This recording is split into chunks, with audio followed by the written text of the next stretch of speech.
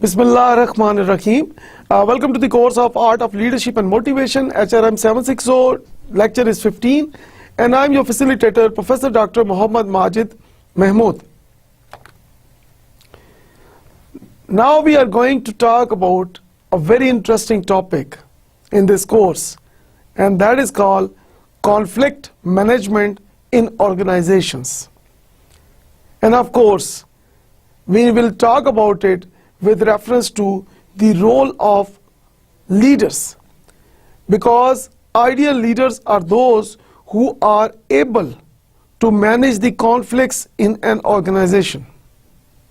Now, when we talk about conflict, according to research, there is no working place on earth without conflict.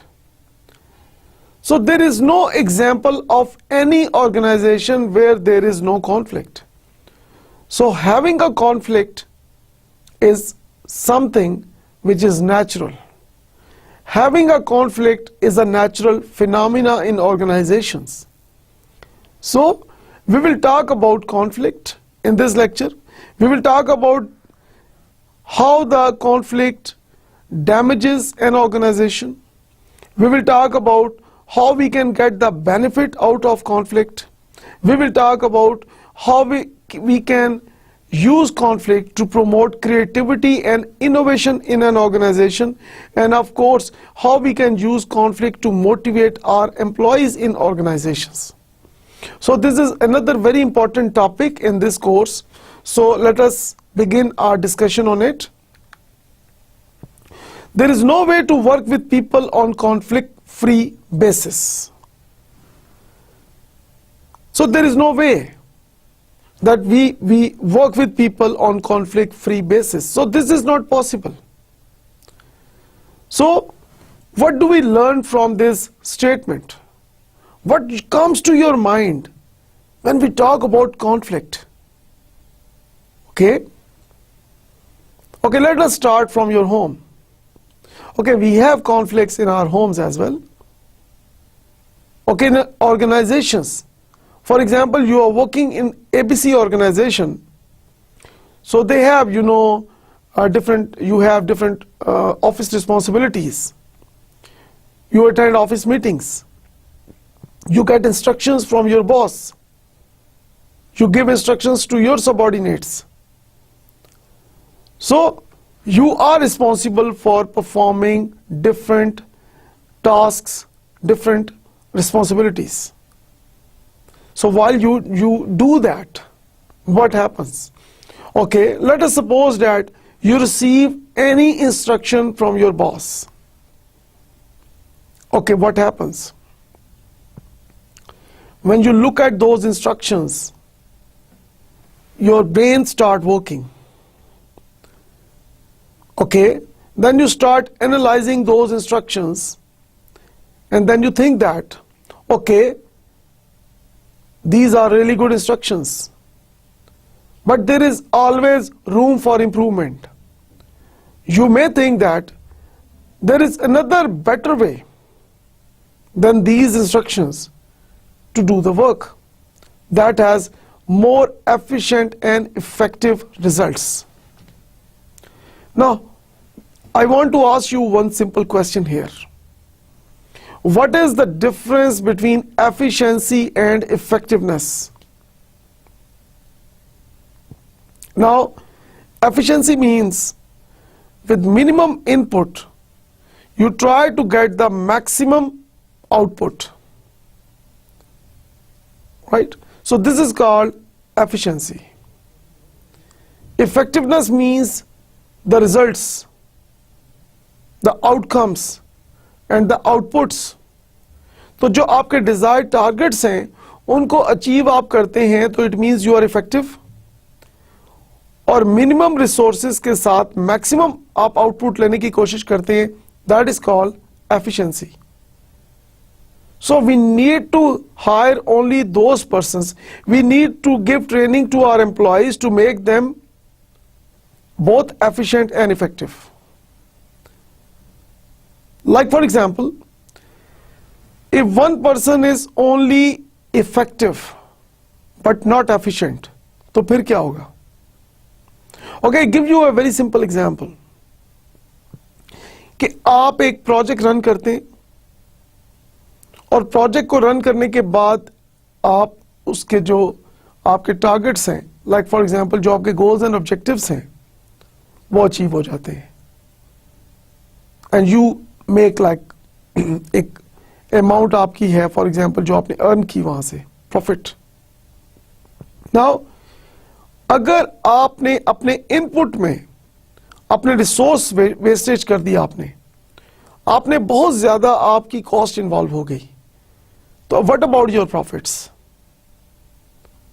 So if you keep on doing like this कि जी आप maximum input के साथ minimum output ले रहे हैं, आप 100 रुपया खर्च करके अगर आप 70 रुपए कमा रहे हैं, and if you keep on doing like this for many years, so what happens that your organisation can be bankrupt. दिवालिया हो सकती है आपकी ऑर्गेनाइजेशन, उसको लाइक फॉर एग्जांपल डिफॉल्ट कर सकती है. उसके शेयर होल्डर्स का क्या होगा? क्योंकि जिन लोगों ने आपकी ऑर्गेनाइजेशन में इन्वेस्ट किया हुआ है, they are called share holders. So how you will convince your share holders? So that is a big question mark.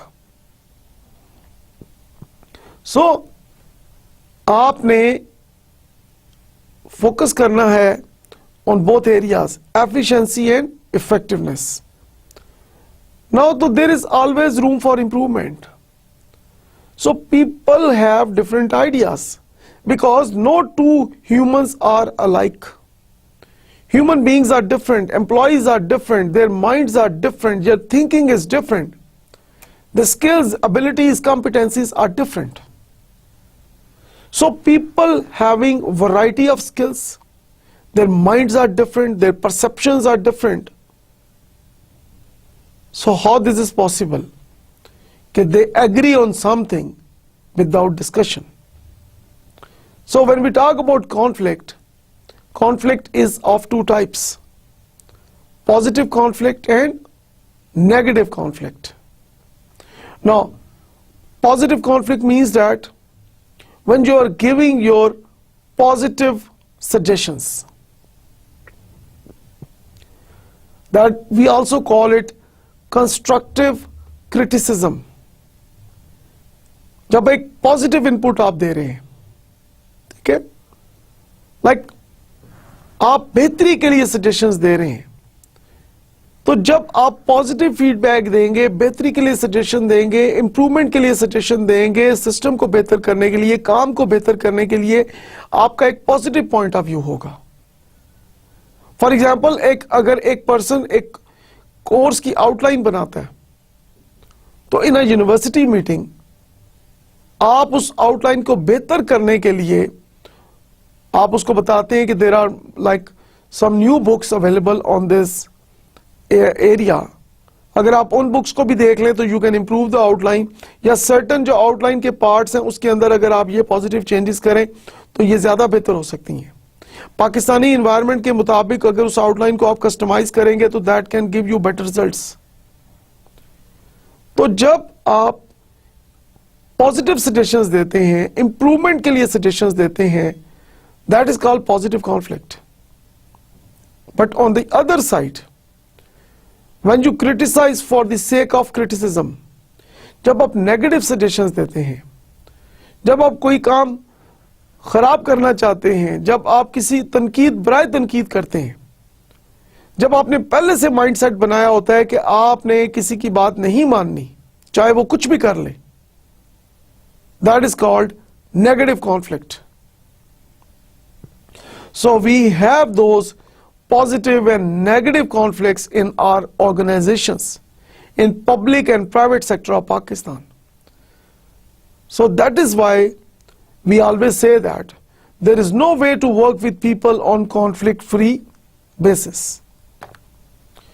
Now I want you to give a quiz here. Okay, आप सब ये करें कि एक आप कागज ले लें और एक आप पेंसिल बॉल पॉइंट कुछ भी आपके पास होना चाहिए लिखने के लिए. Okay, you can pass the button, like for example video को आप थोड़ी देर के लिए पास कर सकते हैं और आप जाके अपना एक कुछ लिखने के लिए और एक पेपर अपने सामने रख लें फॉर राइटिंग पर्पसेस. जी ओके, तो आई होप कि आपने इन चीजों का अरेंजमेंट कर लिया होगा. Okay, now I am going to take this conflict quiz. There are 6 questions here. On the next slide, I have 4 more questions. So there are 10 questions. So what do you know about the conflict? Write true or false next to each statement below. आपने ये करना है, आपने serial number लिखना है. For example serial number 1 के आगे आपने लिखना है ट्रू या फॉल्स. एक आपने लिखना है, या आपने ट्रू लिखना है या आपने फॉल्स लिखना है. ओके, आप ये 10 क्वेश्चंस अटेम्प्ट करेंगे. 6 और 6 आगे हैं. 10 क्वेश्चंस को आप अटेम्प्ट करेंगे. उसके बाद मैं आपको आंसर की इसकी दूंगा. आपने इस क्विज को खुद ही चेक करना है और जब आप इस क्विज को चेक करेंगे तो देन आपको पता चलेगा कि आपकी जो कॉन्फ्लिक्ट के बारे में अंडरस्टैंडिंग है वो कितनी कम है या कितनी ज्यादा है. सो यहां पे मैं आपको यह भी एडवाइस करता चलूं कि आप फॉरवर्ड ना कीजिएगा, क्योंकि आगे जारी बात है कि मैंने इसकी आंसर की भी दी हुई है. तो आई बिलीव कि आप सब लोग इसको इसी तरह करेंगे जिस तरह मैं आपको कह रहा हूं, क्योंकि एक पता चलेगा आपको, एक रियलिटी पता चलेगी कि आपकी एक रियल अंडरस्टैंडिंग कॉन्फ्लिक्ट के बारे में कैसी है. ओके जी, हम बिस्मिल्लाह करते हैं. Question number 1. Conflict left alone will take care of itself. Now I repeat कि conflict left alone will take care of itself. कि अगर आप conflict को अगर हो जाता है तो आप उसको छोड़ दें, वो खुद ही फिक्स हो जाएगा, खुद ही ठीक हो जाएगा. ओके, 1 के आगे आप ट्रू लिख सकते हैं, आप फॉल्स लिख सकते हैं. कोई एक आपने लिखना है. Okay, number 2 is confronting an issue or a person is always unpleasant.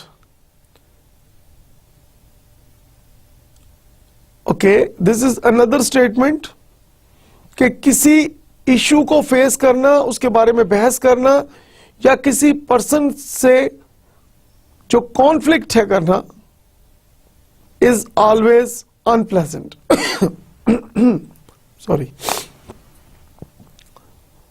I repeat, number 2 कि जब आप कोई इशू उसको फेस कर रहे हैं या आप किसी पर्सन को फेस कर रहे हैं and you have a conflicting situation and you believe that कि ये हमेशा अनप्लेजेंट होता है. ओके, यू राइट ट्रू और फॉल्स नंबर 2 के सामने. इस पूरी स्टेटमेंट को लिखने की जरूरत नहीं है, आप सिर्फ सीरियल नंबर लिखें और आगे आप ट्रू या फॉल्स लिखेंगे.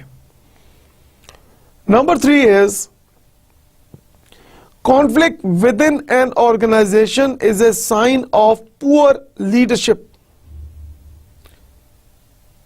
किसी भी ऑर्गेनाइजेशन के अंदर कॉन्फ्लिक्ट होना उसकी पुअर लीडरशिप को जाहिर करता है.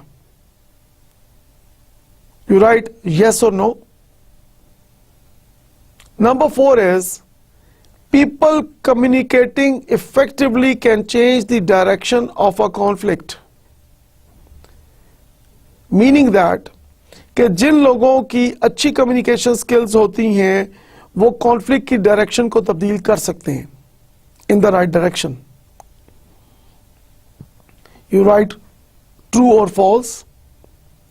Number 5 is conflict can be constructive. Conflict जो है वो मुस्बत और तामीरी भी हो सकते हैं. ट्रू और फॉल्स आप लिखेंगे. Number 6 is how we respond to others and situations is based on the attitude we take. Meaning that कि हमारे जो responses हैं situations में या दूसरों के साथ वो हमारे attitude के ऊपर मुनस्सिर करते हैं, attitude पे depend करते हैं. नंबर 6 में आप ट्रू या फॉल्स लिखेंगे. आई होप आपने सबने कर लिया है. Okay, if you like need more time, you can pause this video. Of course, slide is there, so you can see it like keenly and उसको ज़्यादा आप इस पे सोच के आप अपने आंसर्स लिखें. Okay, the next is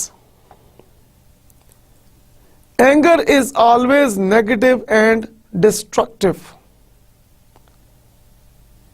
कि जो गुस्सा है वो हमेशा नेगेटिव और डिस्ट्रक्टिव होता है. Communication is 50% verbal and 50% non verbal. Okay, यहां मैं थोड़ा सा आपको डिफरेंस बताता चलूं कि वर्बल कम्युनिकेशन मींस स्पोकन और रिटन वर्ड्स. कि जो इस वक्त मैं बोल रहा हूं या मैं अगर आप जो लिख रहे हैं, ये दोनों जो टाइप ऑफ कम्युनिकेशन है, स्पोकन और written, that is called verbal communication.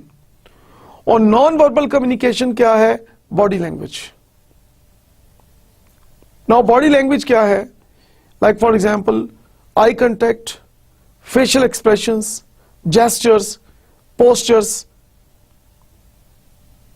The way you sit और stand, your mode of dress, हमने किस तरह के कपड़े पहने हुए हैं, किस कलर के कपड़े पहने हुए हैं, किस तरह के शूज पहने हुए हैं. सो ये तमाम चीजें आपकी नॉन वर्बल कम्युनिकेशन में आती हैं. तो स्टेटमेंट इज कि कम्युनिकेशन 50% वर्बल होती है और 50% non verbal. Conflict is resolved, conflict हल हो जाता है जब आपका गोल ये होता है कि सॉल्विंग प्रॉब्लम जो है वो इंपॉर्टेंट नहीं है. असल जो इंपॉर्टेंट बात यह है कि आप ठीक हैं और दूसरा पर्सन गलत है. आपने नंबर 9 में फिर अगेन ट्रू या फॉल्स लिखना है. Number 10 is communication and emotion are two key elements of any conflict.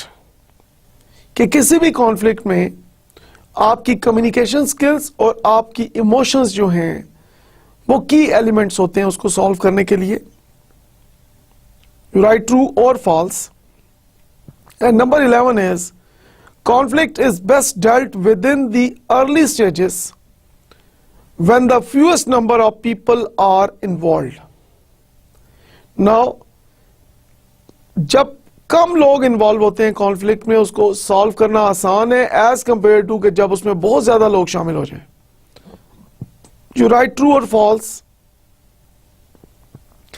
And number 12 is in times of conflict, it is important to speak loudly and with authority in order to make a point. और जब conflict हो तो आप ऊंची आवाज में बात करें, अथॉरिटी से बात करें, अपने पॉइंट को ज्यादा वजनी बनाने के लिए, अपने पॉइंट में ज्यादा जोर लाने के लिए आप बहुत ऊंचा बात करें, आप जोर से बात करें और अथॉरिटी से बात करें. ओके, तो in number 12 again you are required to write true or false. Now I am going to show you the answer key of all these 12 statements. What you are required to do is आपने इसको अपने quiz को mark करना है और फिर मैं आपसे पूछूंगा कि आपने कितना स्कोर किया इसमें. Okay, these are the answers of conflict quiz. Number 1 जो आपने सीरियल नंबर है उसका जो करेक्ट आंसर है दैट इज फॉल्स. नंबर 2 जो स्टेटमेंट हमने डिस्कस की उसका आंसर है फॉल्स. नंबर 3 जो है अगेन उसका false. Number 4 is true. Number 5 is true. Number 6 is true. Number 7 is false. Number 8 is false. Number 9 is false. Number 10 is true. Number 11 is true. And number 12 is false. Okay? You can pause it if you want to again mark it अगर आपका कोई रह गया है. Okay, and then you can play again. Okay? I hope कि आप सब ने अपने क्विज को मार्क कर लिए. अब आप काउंटिंग करें कि आपने 12 में से कितना स्कोर किया. ओके, ऐसे स्टूडेंट्स जिन्होंने 12 में से 1 मार्क लिया. ओके, ऐसे स्टूडेंट्स जिन्होंने 2 मार्क्स लिए हैं, ऐसे स्टूडेंट्स जिन्होंने 3 मार्क्स लिए हैं, 4 लिए हैं, 5 लिए हैं, 6 लिए हैं.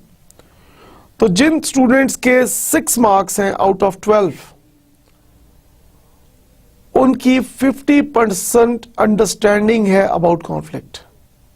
जिनके 6 हैं, और जिनके 6 से कम मार्क्स हैं उनकी जारी बात है कि उतनी कम अंडरस्टैंडिंग है, और जिनके 1 या 2 नंबर है उनकी ना होने के बराबर अंडरस्टैंडिंग है कॉन्फ्लिक्ट के बारे में.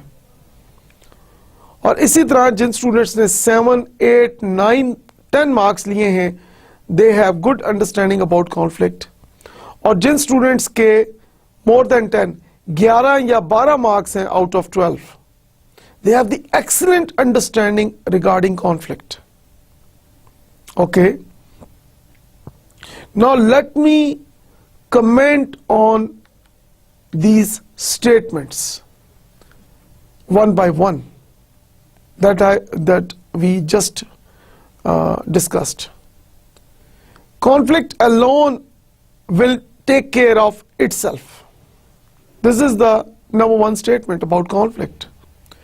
कि आप कॉन्फ्लिक्ट को अकेला छोड़ दें, वो खुद ही ठीक हो जाएगा. जैसे कुछ लोग कहते हैं कि कॉन्फ्लिक्ट आता भी है और जिस तरह आता है उसी तरह चला भी जाता है, कॉन्फ्लिक्ट होते रहते हैं, उसको मैनेज करने की जरूरत नहीं है, तो this is something automatic.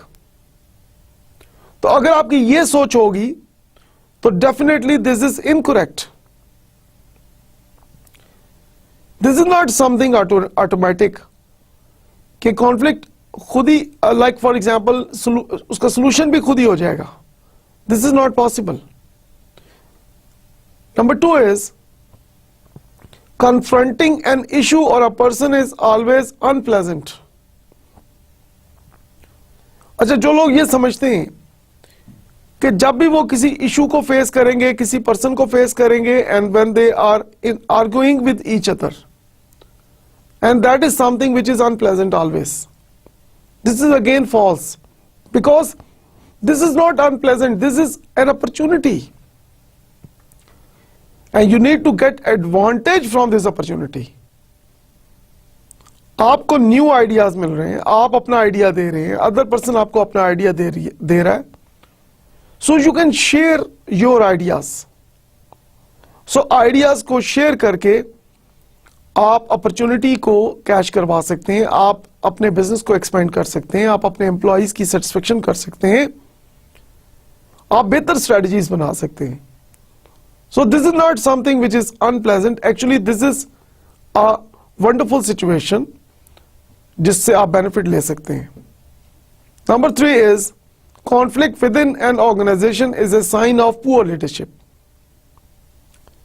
Now शुरू में आपको याद होगा हमने एक स्टेटमेंट जो लेक्चर के शुरू में बात की कि there is no working place on earth without conflict.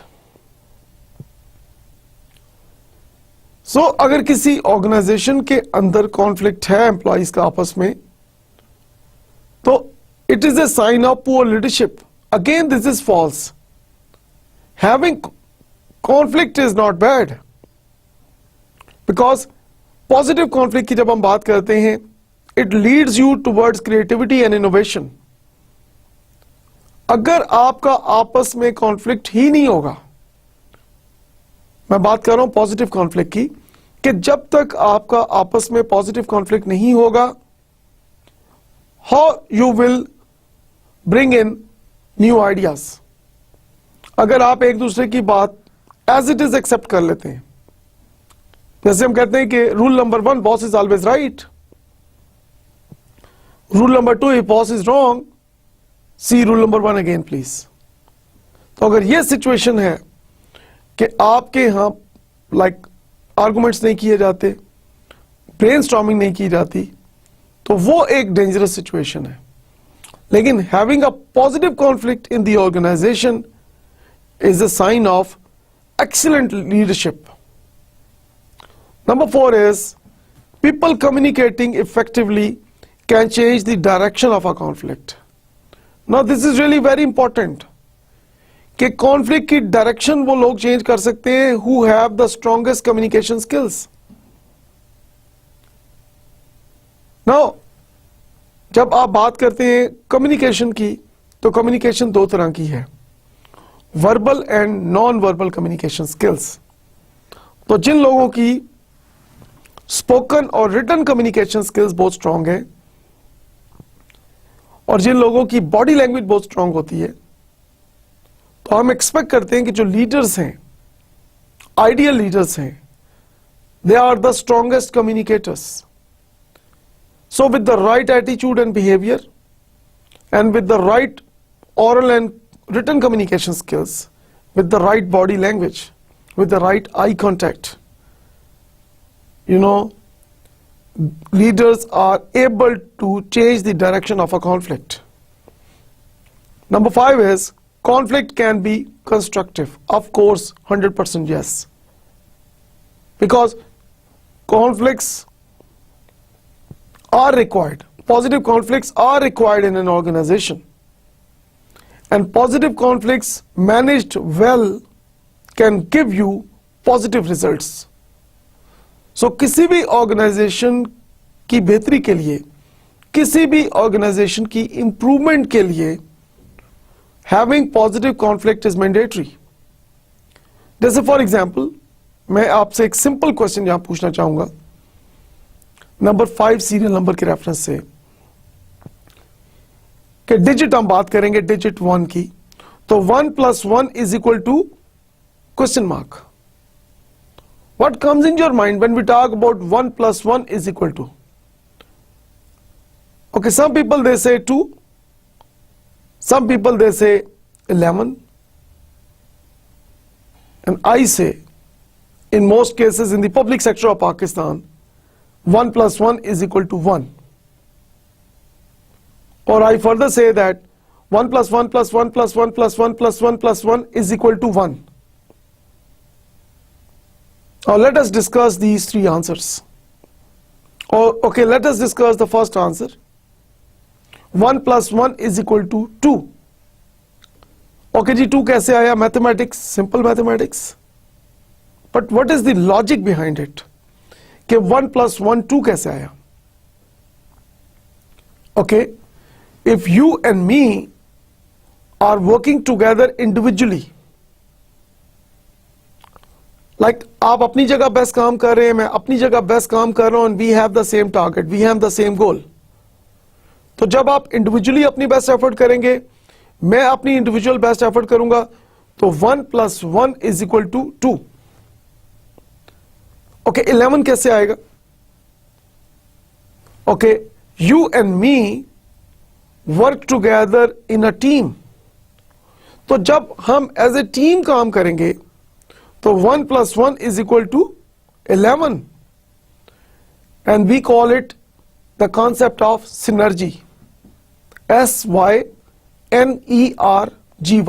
synergy. And synergy is one of the habits of highly effective people given by Stephen R. Covey. तो मोस्ट इफेक्टिव लीडर्स की जब हम बात करते हैं दुनिया में, सो दे हैव 7 हैबिट्स, और उसमें से एक मोस्ट इंपॉर्टेंट जो हैबिट है of ideal leader is called synergy. They focus more on cooperation and coordination. They focus more on motivating their followers. So they influence their followers, they motivate their followers. As a result, followers and leaders work together, and once we work together in a team, we can produce better results. लेकिन जो मैंने आपसे बात की कि 1 + 1 + 1 + 1 + 1 = 1. Now that is true in most of the public sector organizations of Pakistan.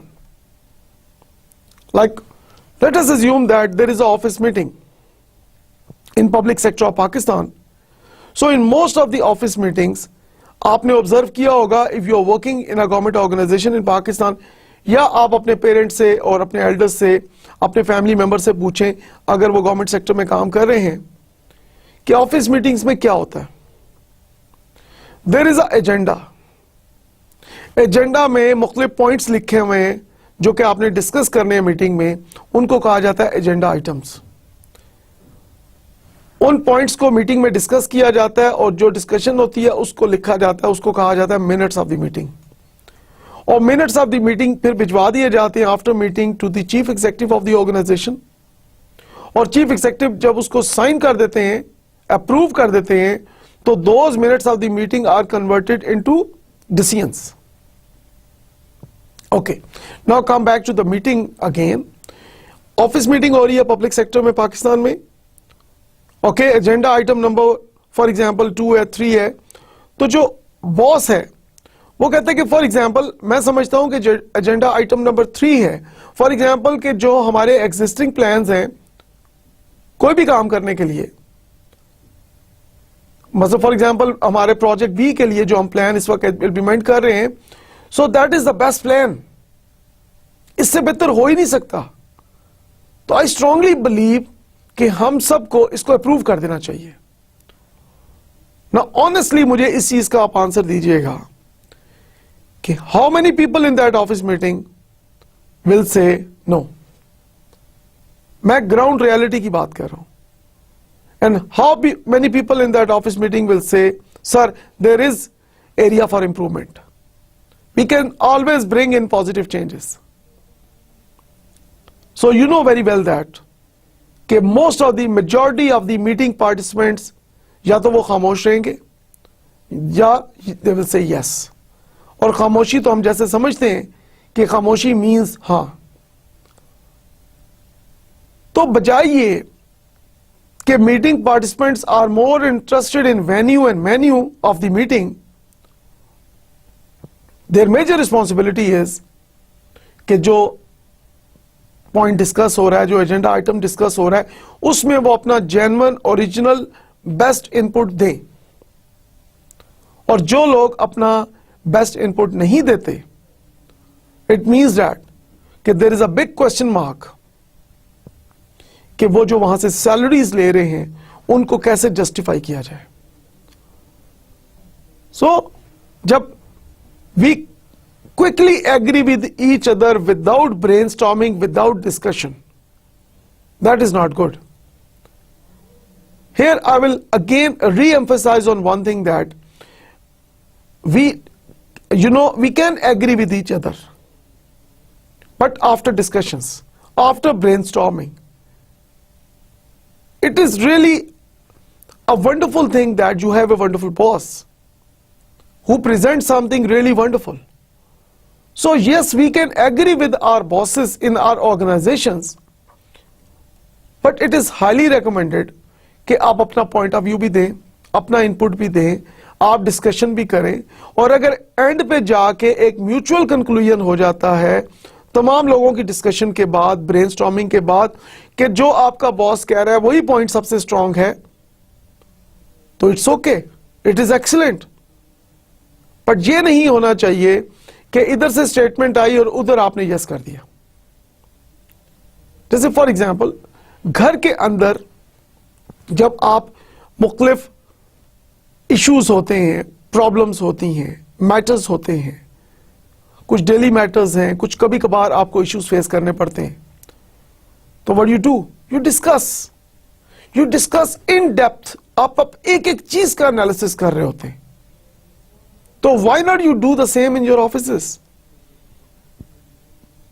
So हमें conflicts को हम राइट डायरेक्शन में यूज करना है, पॉजिटिव कॉन्फ्लिक्ट्स को, and this can give you constructive results.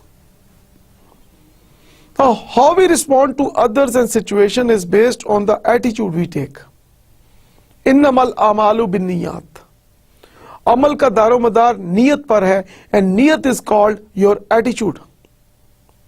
सो हम दूसरों को कैसे रिस्पॉन्ड कर रहे हैं, डिफरेंट सिचुएशंस में हम कैसे रिस्पॉन्ड कर रहे हैं, ये डिपेंड करता है हमारे एटीट्यूड के ऊपर. तो this is really very important कि हम अपने एटीट्यूड को पॉजिटिव करें. This is true because attitude is the key.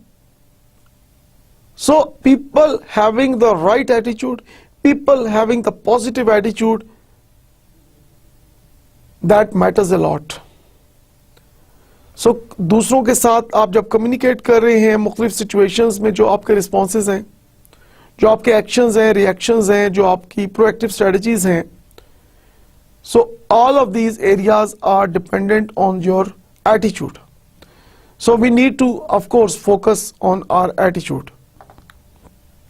Number 7 is anger is always negative and destructive. गुस्सा जो है वो हमेशा नेगेटिव और डिस्ट्रक्टिव होता है. So we need to take care about our anger, or we should know that how to do that anger management.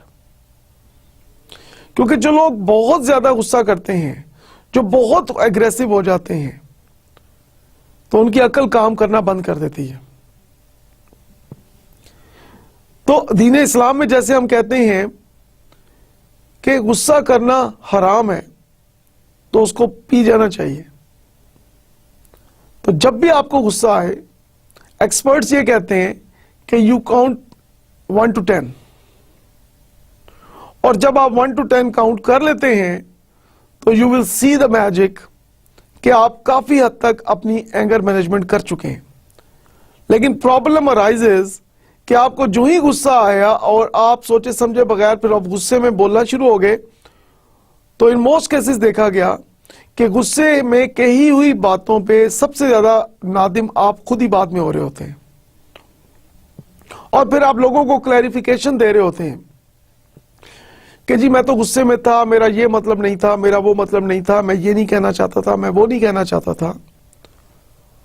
But you know one thing that कि एक दफा जब आप गुस्से में किसी को कुछ कह देते हैं तो words are in your control जब तक आपके मुंह में है, and your words control you when you deliver those words. इसलिए पहले सोचे, फिर तोलें, फिर बोलें. जैसे कि हमने क्रिटिकल थिंकिंग में डिस्कस किया था कि जो लोग सोच समझकर बात करते हैं, जो लोग सोच समझकर ऑरल कम्युनिकेशन करते हैं, रिटन कम्युनिकेशन करते हैं, जो लोग सोच समझकर अपनी बॉडी लैंग्वेज को यूज करते हैं, they are more successful, they are highly good critical thinker. लेकिन जो लोग गुस्से में रहते हैं, so that leads them towards negative and destructive thinking and activities, and that is not good for the organization. And most important, that is not good for that individual as well. Number 8 is communication is 50% verbal and 50% non-verbal. Now, verbal communications means your spoken and written words, and non-verbal communication means your body language, eye contact, facial expressions, postures, gestures, your mode of dress. Non-verbal communication को कहा जाता है. So according to research, जो आपकी non verbal communication है, that is 65 to 70% of communication. So it means that it is not 50-50. Non-verbal communication is of more weightage than verbal communication. Number 9 is conflict is resolved once the goal switches from solving concrete problems to proving you are right and another person is wrong.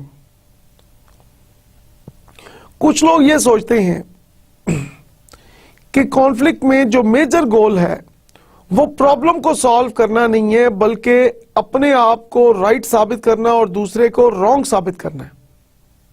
Again this is false, because purpose is solving the problem, purpose is not winning or losing. So instead of proving that who is right or wrong, we need to move towards solving the problem. So solving the problem must be the target instead of proving who is right or who is wrong.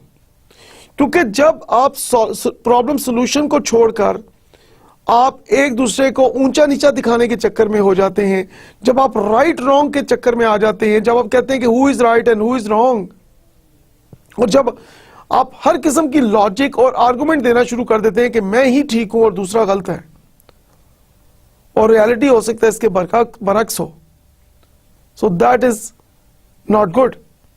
So the basic purpose of any conflict is to solve the problem. And जब आप problem को solve करते हैं तो उसमें यह भी हो सकता है कि you are incorrect and the other person is correct. Number 10 is communication and emotions are two key elements of any conflict. किसी भी conflicting situation में आपकी कम्युनिकेशन स्किल्स और आपके इमोशंस का एक अहम किरदार है.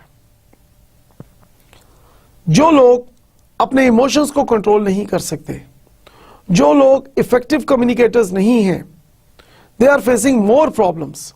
वो कॉन्फ्लिक्ट को मल्टीप्लाई कर देते हैं, कॉन्फ्लिक्ट की डायरेक्शन पॉजिटिव से नेगेटिव हो जाती है.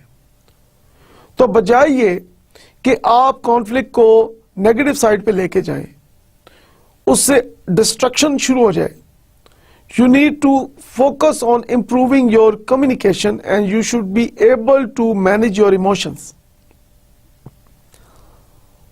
Number 11 is conflict is best dealt within the early stages when the fewest number of people are involved.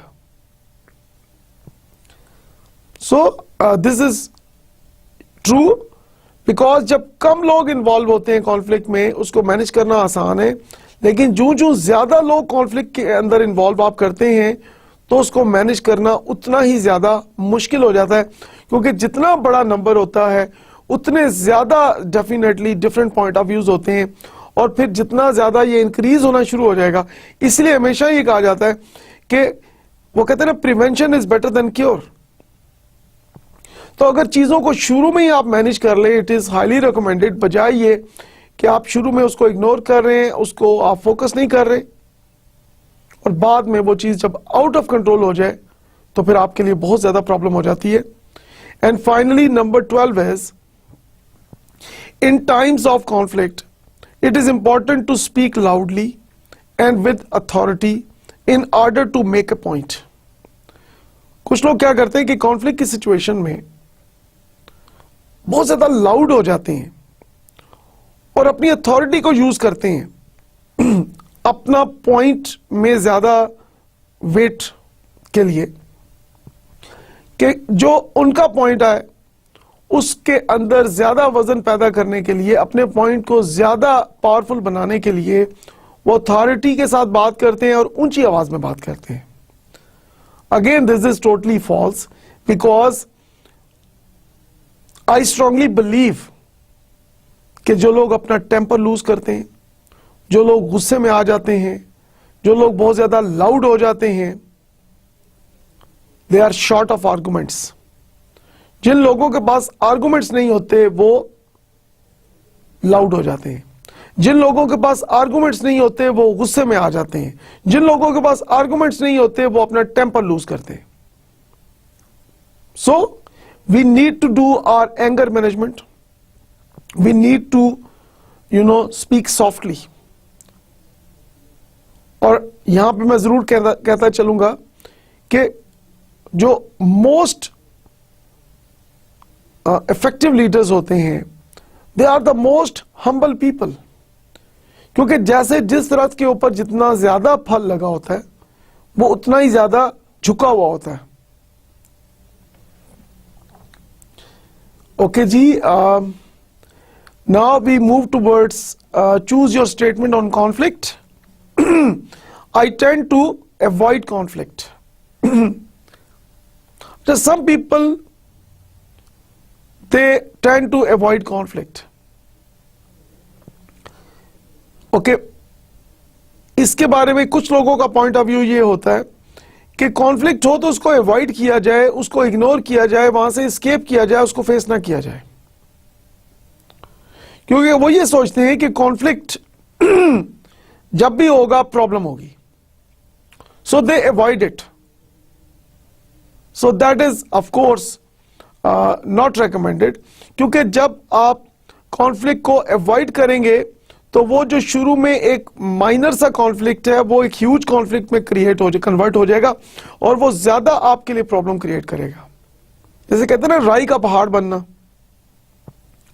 कि शुरू में एक छोटा मामला था, छोटा कॉन्फ्लिक्ट था, वो बढ़ते बढ़ते आपने उसको अवॉइड किया, आपने वहां से एस्केप किया, तो वो इतना ज्यादा हो गया कि फिर वो अब आपसे कंट्रोल ही नहीं हो रहा. Another people statement on conflict is, I depend on harmony. कुछ लोग हैं, they always talk about harmony. Like for example, दो चीजें हैं, one is the organizational goal, the other is your relationship.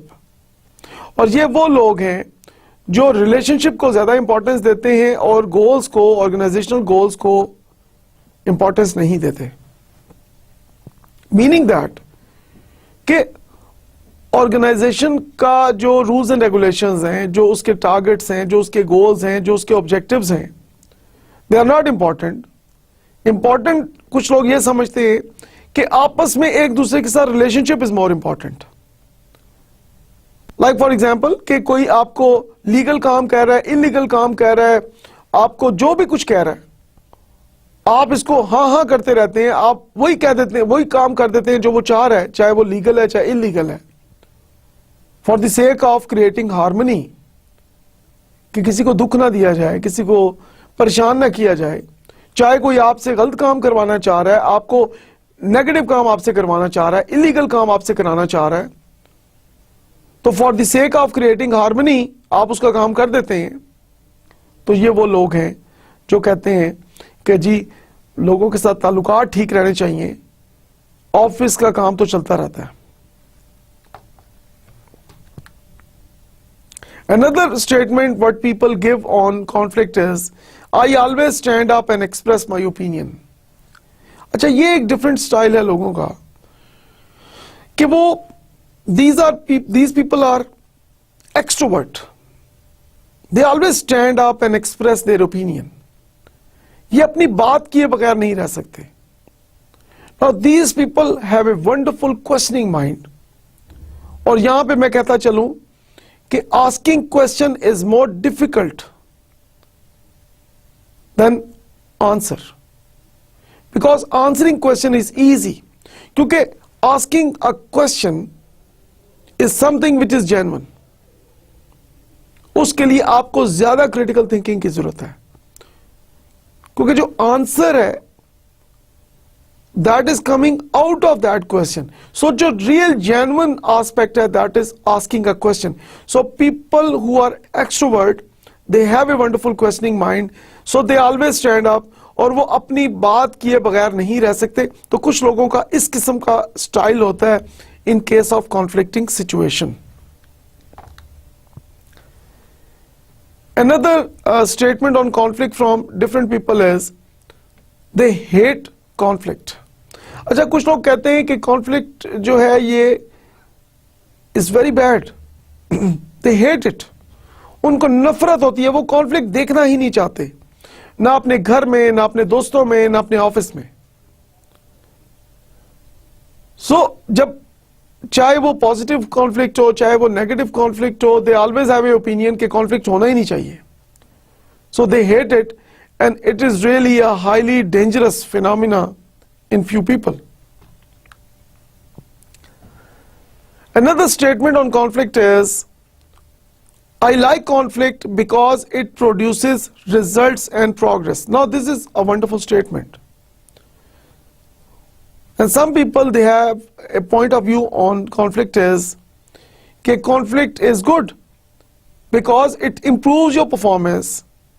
And of course, once you improve your performance, you achieve your targets, you improve your profitability, you improve the customer satisfaction, and your customers become loyal. और जब हम customers की बात करते हैं according to Philip Kotler, there are two types of customers, internal and external. आपके internal customers वो हैं, कौन है आपके internal customers? Employees. Philip Kotler says that the internal customers are the employees and external customers are your buyer, your purchaser, who buy your product, your consumers. So,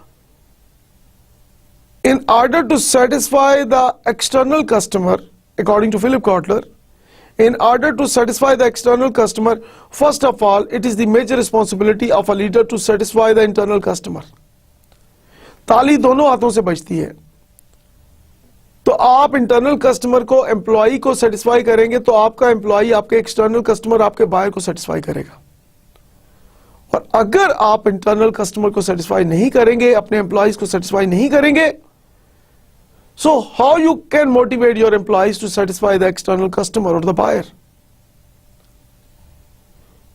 So having a positive conflict can improve the performance, because as a result of positive conflict you are improving your strategies, you are improving your plans, you are improving your working methods, and of course that results in better results, and that results in better performance. Some people, they say that they compromise in conflicting situation. जब भी कोई conflict होता है वो कहते हैं ठीक है जी कंप्रोमाइज कर लेते हैं, कोई बात नहीं. So when people compromise, it means that they compromise on quality. For example, कि एक वर्किंग मेथड है जिसके रिजल्ट्स अच्छे नहीं आ रहे, आप उसमें इंप्रूवमेंट लाना चाहते हैं.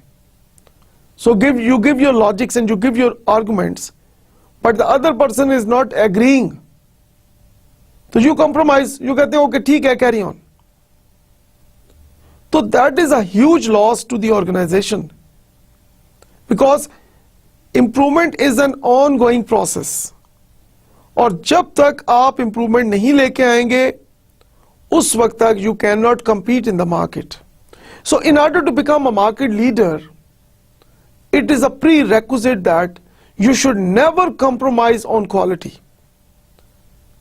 But if you always compromise in conflicts, so what happens that you are discouraging the creativity and innovation, and that is not recommended. And some people, they say that I have lost in conflict. So some people, they are totally lost in conflict. They are totally confused. उनको पता ही नहीं है उनके साथ हो क्या रहा है.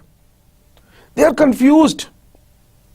They don't know what is right, what is wrong. And of course, this is very dangerous to the organization, because when you are confused and you don't know which is like what is right and what is wrong, you know, your decision making is poor. And of course that creates problem for the organization and for the customers. And some people, they say that, who are married, they say that most of my conflicts are with my spouse. कि जो आपका life partner है, आपका husband है, आपकी wife है, तो कुछ लोग कहते हैं who are married के जी उनके अपने जो कॉन्फ्लिक्ट्स हैं वो ज्यादातर अपने लाइफ पार्टनर के साथ हैं. सो यहां पे मैं उन लोगों को एडवाइस करना चाहूंगा कि peace of mind is really very important. एक चीज है symptom, the other thing is root causes. तो अगर आपके घर में कॉन्फ्लिक्ट है अपने स्पाउस के साथ, फैमिली मेंबर्स के साथ, तो आई स्ट्रांगली एडवाइज यू कि सिर्फ बजाहिर सिम्टम्स को फोकस ना करें, आप देखें कि what are the root causes. Root causes को आइडेंटिफाई करें, और once you know the root causes, then you can easily manage your conflicts at your home, and then you can have more comfortable environment in your homes. और जो लोग अपने घर में जिनका पीस ऑफ माइंड होता है, जिनके फैमिली मेंबर्स के साथ, अपने स्पाउस के साथ पॉजिटिव रिलेशंस होते हैं, their performance in the office is also really excellent. And some people, they say that conflicts can be good. So of course, research also proves that positive conflicts always produces development, and positive conflicts are good for increase in performance in an organization. So what feelings do you have when you are in conflict situation? There are different feelings. Like some people in conflicting situation, they become angry. Some people, they get depressed. Some people, they get confused. And some people, they become excited. So excitement दो तरह की है. अगर तो positive excitement है that is a good thing, लेकिन अगर negative excitement है तो दैट इज हाईली डेंजरस. कि जैसे फॉर एग्जांपल कॉन्फ्लिक्ट की सिचुएशन में कुछ लोग ऐसे होते हैं, बहुत कम लोग होते हैं, लेकिन ऐसे लोग व्हाट दे डू इज वो कहते हैं कि अब मजा आएगा. वो तो कहते हैं मैं तो इंतजार कर रहा था कि कॉन्फ्लिक्ट हो और मैं अपना बदला लूं. So negative excitement is bad. तो कॉन्फ्लिक्ट से फायदा उठाने की बजाय, जाती फायदा उठाने की बजाय, उसको ओवरऑल एक जनरल उसका बेनिफिट आप देखें पॉजिटिव कॉन्फ्लिक्ट का क्या हो सकता है, तो उसको नेगेटिव साइड पे लेके जाने की आप हरगिज कोशिश ना करें. So common feelings associated with conflicts are, जैसे कि अभी हमने डिस्कस किया, anger, frustration, fear and excitement. और एंगर के बारे में ये कहता चलूं कि एंगर इज ऑलवेज डेंजर, और एंगर और डेंजर में सिर्फ डी का फर्क है. So people who get angry quickly, they are unfit for the top level position in any organization. So good leaders are those who are able to manage their anger, frustration, fear and excitement during the process of conflict. Now these are the common actions associated with conflict: fight or flight. कुछ लोग they stand up, they face the challenge, but some people they escape, they fly. चुप करके निकल जाते हैं, side पे हो जाते हैं कि ठीक है जी, no no no no, I do not want to become a part of this conflict. But some people they face the challenge, they face the reality, and it is highly recommended that instead of escaping, you have to be there and you should face the challenge. So your history with conflict. How was conflict perceived in your family community? क्या आपकी family में, आपकी community में conflict के बारे में क्या perception है, क्या सोच है?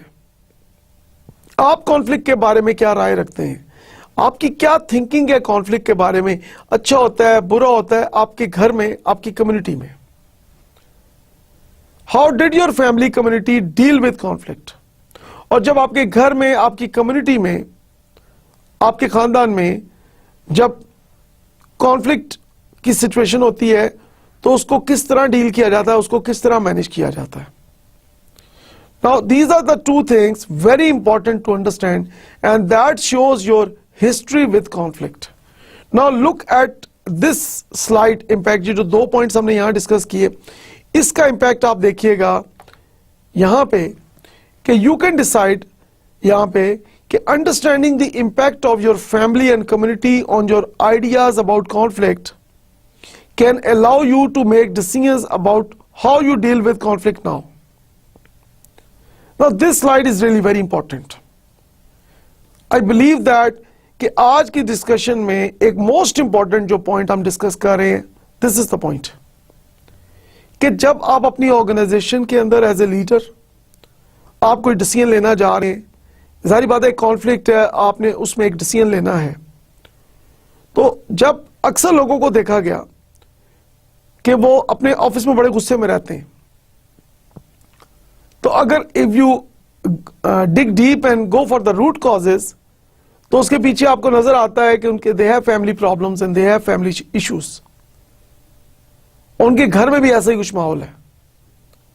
तो जब आप अपनी ऑर्गेनाइजेशन के अंदर कॉन्फ्लिक्ट को डील कर रहे हैं, कॉन्फ्लिक्ट को मैनेज कर रहे हैं, तो आपकी फैमिली कम्युनिटी का जो इम्पैक्ट है कि जो अगर फॉर एग्जांपल जिस तरह से आप अपनी फैमिली कम्युनिटी में कॉन्फ्लिक्ट के मामले में डिसीजन लेते हैं, फॉर एग्जांपल अगर कुछ लोग अपनी फैमिली या कम्युनिटी में कॉन्फ्लिक्ट हो तो वो उसको बहुत बुरा समझते हैं और उसके बारे में उनकी जो राय है वो बहुत हार्श होती है। यही लोग जब अपनी ऑर्गेनाइजेशन में कॉन्फ्लिक्ट आता है और वहां पे जब ये डिसीजन करते हैं तो वहां पे भी वो सेम एटीट्यूड के साथ रिस्पॉन्ड कर रहे होते हैं कॉन्फ्लिक्ट को। सो हार्श होते हैं और कॉन्फ्लिक्ट को वो बहुत बुरा समझ रहे होते हैं। तो इट इज हाईली रिकमेंडेड कि जब आप अपनी ऑर्गेनाइजेशन में कॉन्फ्लिक्ट को मैनेज कर रहे हैं तो आप अगर कोई नेगेटिव आपकी लर्निंग है, कोई फॉर एग्जांपल आपके घर में फॉर एग्जांपल हार्श तरीके से कॉन्फ्लिक्ट को डील किया जाता है, तो यही एटीट्यूड अगर आप अपने ऑफिस में लेके आएंगे, दिस इज नॉट रिकमेंडेड। तो अपने एटीट्यूड को आपने पॉजिटिव रखना है, अपने बिहेवियर को आपने पॉजिटिव रखना है to in case of conflicting situation in your organization. So two ads are better than one only if they contain different opinions. So this is really very important that 1 plus 1 is equal to 11 और ये 11 तब आएगा when you have different opinions। और यहां पे मैं add करता चलूं कि we agree to disagree। जब इस तरह का एनवायरनमेंट होगा आपके ऑफिस में, जब आपका लीडर आपको कहेगा कि we agree to disagree, it means that he is giving you flexibility. वो आपको फुल अपॉर्चुनिटी दे रहा है कि आप अपना पॉइंट ऑफ व्यू दें, और जब आपका माइंड रिलैक्स होगा तो definitely your performance will enhance. So we have like in conflict people do different things. So why do we do it? That is really very important question. People, there is leg pulling, people, they like some people, they want to be successful all the time, irrespective of other performance. So there are many reasons why we are involved in conflict. So this is a standard definition of conflict. When two or more people have differences in ideas, views, and are not ready to understand or accept each other ideas, views, they are in a conflicting situation. So, according to Connerly 2004, conflict can occur at any time and in any place, originating between two individuals or groups when there is a disagreement or difference in their values, attitudes, needs, or expectations. तो जब आपके value differences आते हैं, आपके attitude differences आते हैं, need differences आते हैं, या एम्प्लॉयर के एक्सपेक्टेशन डिफरेंसेस आते हैं कि एम्प्लॉय कहता है कि एम्प्लॉयर को तो ये मेरे लिए करना चाहिए, employer on this other side कहता है कि एम्प्लॉय ठीक काम नहीं कर रहा, जो मैं चाह रहा हूं वो ये नहीं कर रहा। So you have differences. So ये जितने ज्यादा डिफरेंसेस होंगे उतनी ही ज्यादा एक कॉन्फ्लिक्टिंग सिचुएशन होगी। Okay, thank you very much for your kind attention. I believe that कि आज के लेक्चर से आपने बहुत लर्न किया होगा। इंशाल्लाह see you all in the next lecture. खुदा हाफिज।